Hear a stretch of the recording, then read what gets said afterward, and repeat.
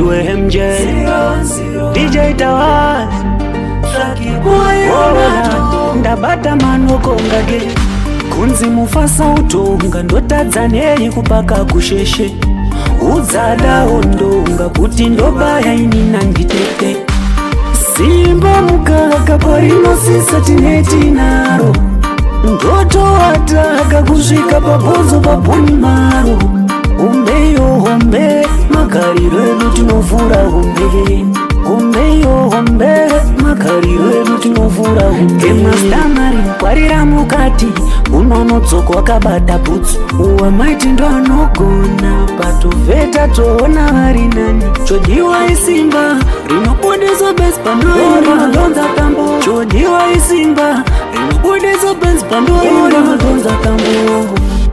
simba mukaka parinosisa tineti naro ndoto ataka kusvika pabonzo paboni maro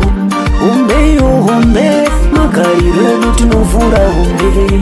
umbeyo hombe magariro edu tinovhura hombe tikati chapya tuchapya ndonda dzinodhisapiya unga rapcha no mata wachudu moibva chopazonga manudu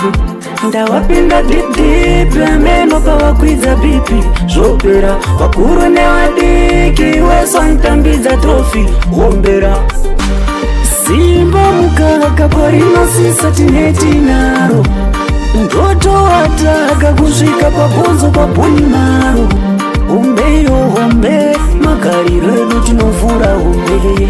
umbeyo hombe magariro edu tinovhura hombe emastamari kwarira mukati unonodzoka wakabata bhutsu uwamaiti ndo anogona patovheta toona vari nani chodiwa isimba rinobudisa besi pandorinotonza tambo chodiwa isimba rinobudisa besi pandorinotonza tambo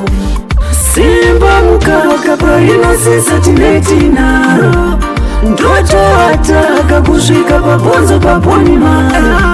umbeyo hombe magariro edu tinovhura hombe umbeyo hombe magariro edu tinovhura hombe tikati chapya tuchapya ndonda dzinodhisapiya unga rapcha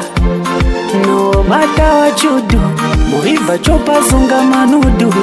ndawapinda didipi ameno pawakwidza bipi zvopera vakuru nevadiki wesantambidza trofi